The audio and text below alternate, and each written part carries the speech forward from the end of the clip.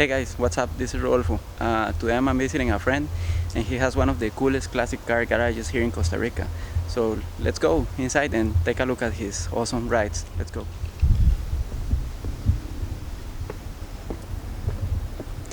So this is the entrance. You can see already some of what's going on in here, right? Check that out.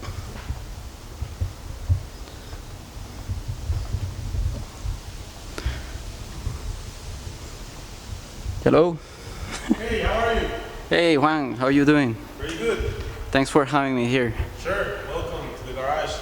Thank you, man. Okay, so here we have nothing else than a Boss 429 1970. So Juan, tell us a little bit about this ride. Yeah, this car is, well, as you mentioned, Boss 429, 7-year. And it's rubber green color. They only made 44 of this in this color. And yeah, it's a very, very nice car. Everything. 44. 44, yes, only 44 units. And everything is restored as original. Some NOS parts and others are really hard to find. But yeah, it's in a pretty good condition. Nice. You can open the hood. How would they say the restoration? I believe, it's like from 6 to 8 years. Wow. I bought it here in Costa Rica. The previous owner got it at an auction, but yeah, it doesn't have that many years of restored.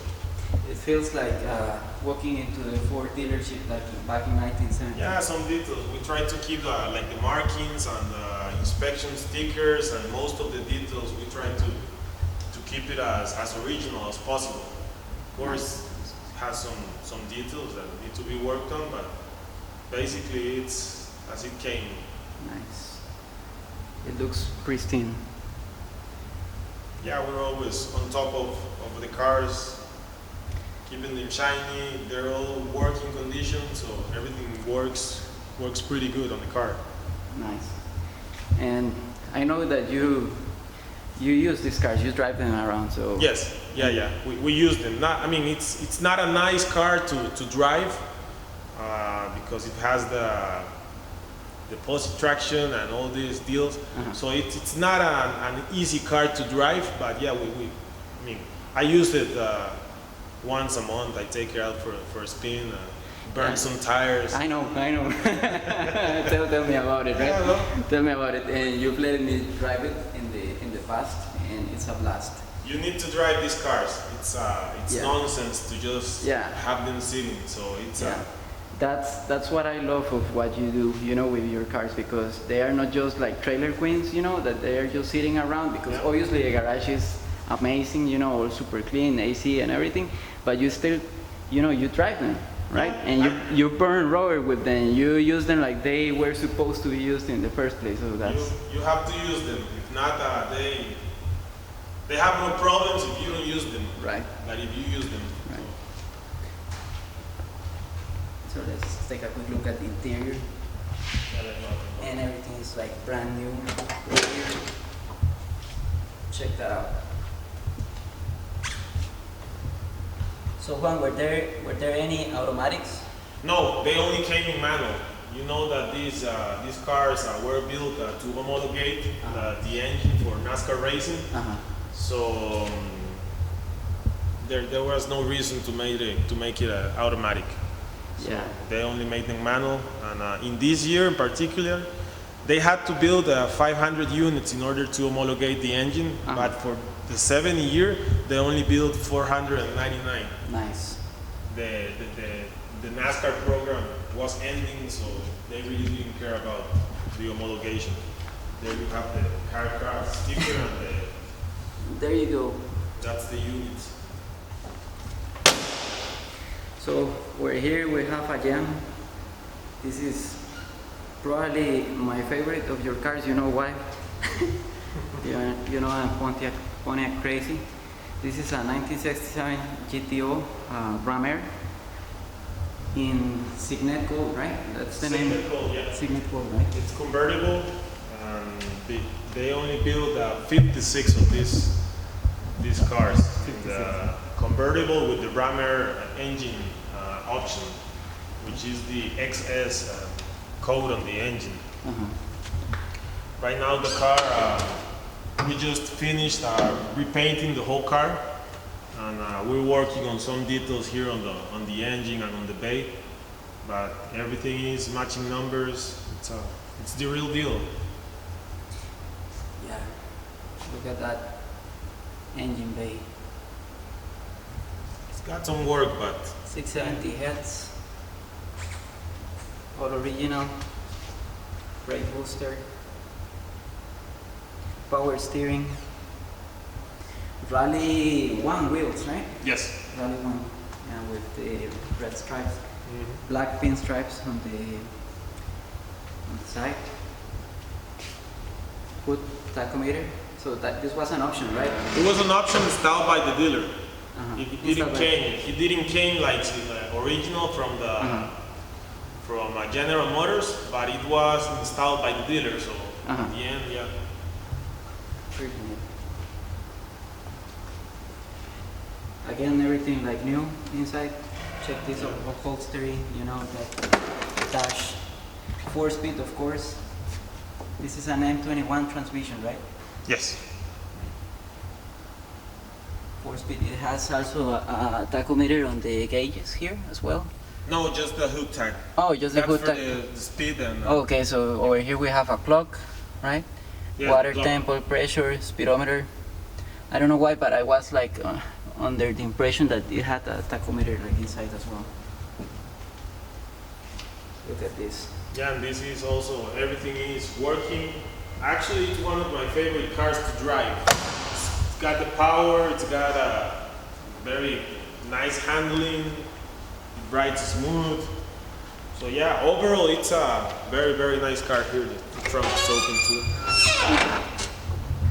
Yeah, we always talk that these cars, GTOs are just like a perfect balance between comfort, performance, you know, Exactly. looks, everything. Like it has such a great balance of all of those aspects, right? Because there are some cars that are just so powerful, but they are. Yeah, you know, like the Boss. It's a very, very nice car. but it's kind of a rough ride, right? It's very rough ride, yeah. Yeah. But I mean, if you just are doing like a drag racing, it's gonna be the king. But yeah, overall, it's not a nice car to drive. Right, but still the GTO is no, it's not a turtle either, right? This car is pretty fast, pretty strong. So, I mean, 360 horsepower. How much horsepower does the Boss? 385. 385, the Boss? Sorry, the Boss, it was, I mean, for marketing reasons, it was also like 385. But actually, you could go up to 500 if Right. you took, if you change the heads and different things. Yeah, they always advertise like the horsepower to lower numbers, right? Back in the day. I mean, Yeah, it was mostly for insurance reasons. right. Right. So I think this was rated at 360. Just, Sorry, yeah. just like 360, you're right. right. I was confusing it with the Boss. Yeah, just like the HO, right? Yes. Those who know the GTO know there were like 4 different engine options back in the day. I think the economy one was like 275. Around that, yeah. Yeah, and then it jumped all the way up to 335 for the standard. Then the HO 360 and the Ram Air 360, but it's supposed to be more than that, right? It was just underrated. It should be more like closer to 370 or 380, who knows, right? Yeah, around that. Yeah. And what do we have over here? Well, this is not a muscle, but it's a V8 as well. That's kind of the deal with my collection. It's gotta be American V8s.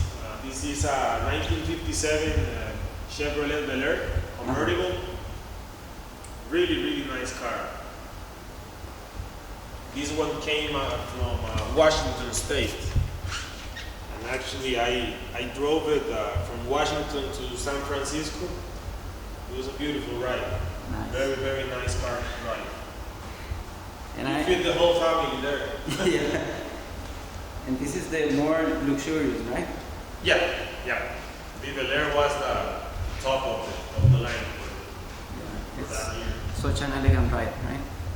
Look at that dash.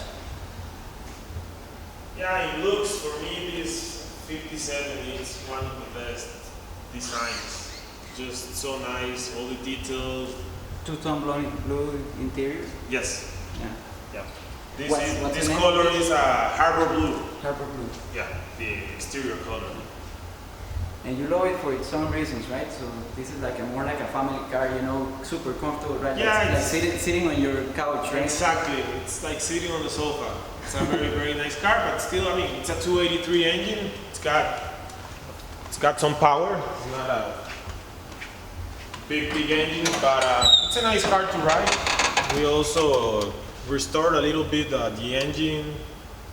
We retouched a little bit the paint, work on the bay, and I try to keep the cars very, very nice and as original as possible. Nice. Pretty cool.